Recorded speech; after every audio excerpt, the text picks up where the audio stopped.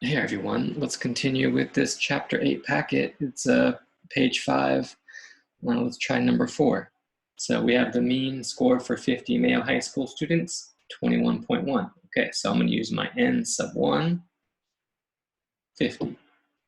X bar sub 1, 21.1.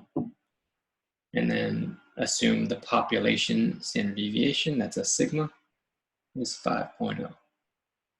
Okay? And then female, we'll use subscript 2, n sub 2, 56, x bar sub 2, 20.9. Assume the population standard deviation is 4.7. Okay, so that helps when plugging numbers into the formula.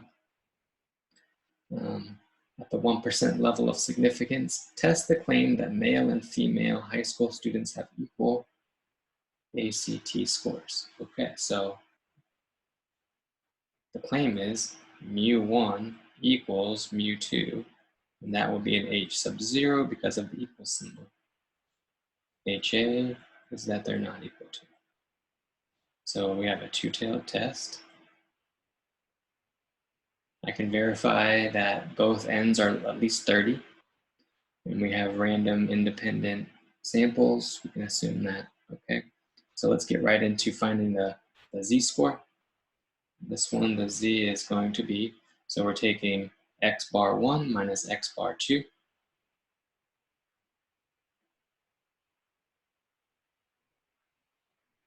Over square root, and then we're always going to take the sigma sub 1 and square it, divided by n sub 1, and then sigma sub 2 and square it, and divide that by n sub 2, and that'll give us our z-score. So let's see what we get.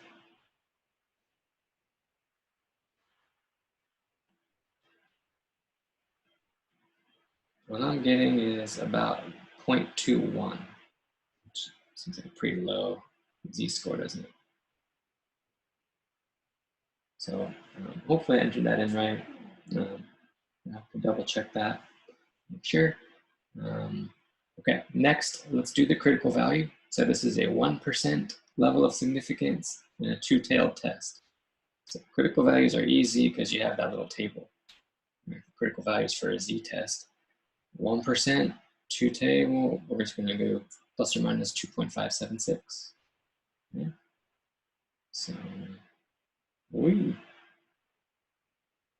that's a z sub 0. Plus or minus 2.576, oops, equals. All right. You only reject H sub 0 if you're in the rejection region. Right? Those little tails, if I draw it out, right? Two tails.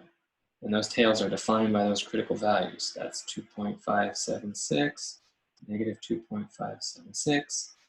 0.21 though, I mean, nowhere near those shaded regions, right? 0.21 maybe is close to 0. So this one would be a fail to reject. H sub 0. So what can we say about our claim? Well, anytime it's failed to reject, it's insufficient. So there is insufficient evidence to, now I have to decide, is it reject or support? And since H sub 0 is the claim, I always use the word reject here. There's insufficient evidence to reject the claim. In other words, there's not enough evidence here to say that there's not enough evidence to reject the claim that the scores are the same for male and female students, right? Which means they're probably the same. Right? Okay. Other things you can do, we've been doing the critical value method for this last one. Let's try the p-value method just to throw that in there, because sometimes you'll see p-value on these and other times critical value. Right? So this one, we have a researcher claims that the wind speeds for region A are less than the wind speeds for region B. So we're going to test that. by calculating 60 days in each region. There will be your n. So n sub 1 is 60, n sub 2 is 60. For A, the mean speed is 14. So we're going to go x bar sub 1 equals 14.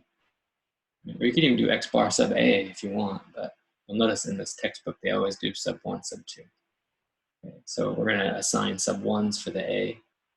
And then so that sigma sub 1 would be that 2.9. And then for region B, it's 15.1. And sigma sub 2, 3.3. All right.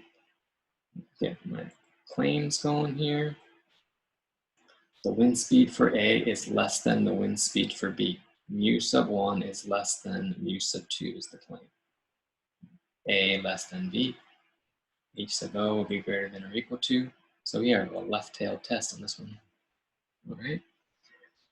I can get the z-score next.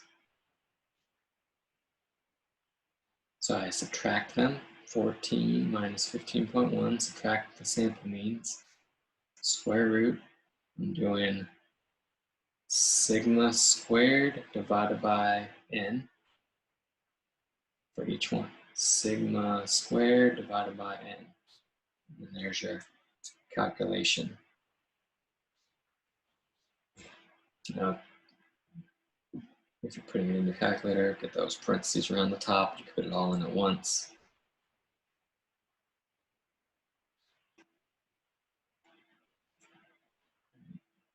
Negative 1.94. If you're getting that, you're putting it in your calculator just fine. Okay.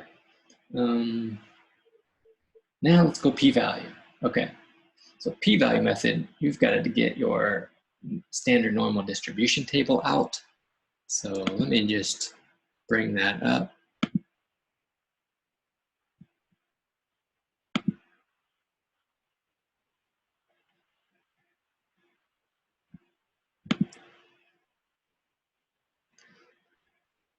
On your standard normal distribution, we're just going to look up the z, negative 1.94. So there's negative 1.94. Negative 1.94 is 0.0262. So from the table, I get 0.0262. Now, this is the easiest type for p-value method because it's a left-tailed test. When I say left-tailed test, whatever you look up on your table is the p-value. If it were a right-tailed test, you'd have to subtract from 1. If it were a two-tailed test, you'd have to multiply by 2. Okay, so, and then now what we do is you compare. You're always going to compare your p back to your alpha, 5%.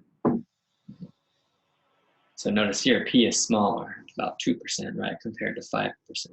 So p is less than alpha. This one, p is less than alpha, 2% less than 5%, always means reject h sub 0. Put it all together for your final conclusion. We rejected h sub 0, but h sub a is the claim. So reject is always sufficient or enough. There's sufficient evidence. And since HA is the claim, it's to support the claim. So sufficient to support.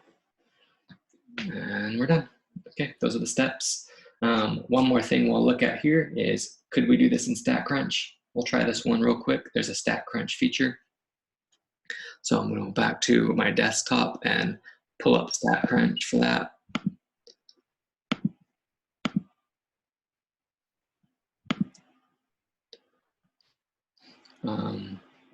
To do this one, you're just going to open a blank StatCrunch page. And these again would be, the steps for this would be in your StatCrunch guide. But going stat, this is a Z distribution, so it would be a Z stat. We've gone here before, but we've always done one sample. Here's the scenario where you're doing two samples, right? We're comparing two samples. to sample, and we've got the summary data because we have the sample means, etc. Right? So z-stats, to sample with summary. There it is. And then it's just data entry.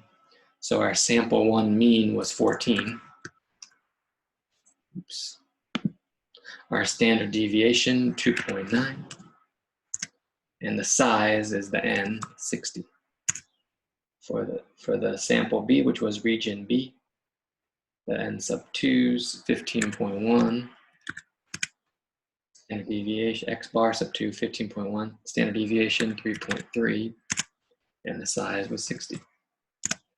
And then for your hypothesis test, just make sure it matches your claims. Now they write these a little differently in StatCrunch, but when you're comparing, this is always going to be 0. You don't even have to change that. Always 0 here. Okay. Just make sure you get this inequality right. So less than. Okay. So notice that's the same thing. mu1 minus mu2 less than 0 is the same as saying mu1 less than mu2 algebraically. So just make sure the symbol matches your HA symbol, and this is 0. Get your data in there, and you're good to go. Let's see. Do we get it? Okay, so yeah, there it is. The z is negative 1.94, and the p-value 0.0262, just like we got with the table and the by hand formula, right? So you'll get those by doing StatCrunch. You'll get the z and the p. I mean, you're still gonna have to put all the other pieces together, but StatCrunch can do a shortcut to get you the z and the p. All right, that's it for now. That's the end of 8.1. So hopefully that helps get you going with that homework. Next video we'll attempt 8.2. All right, hope all's well. Talk to you later.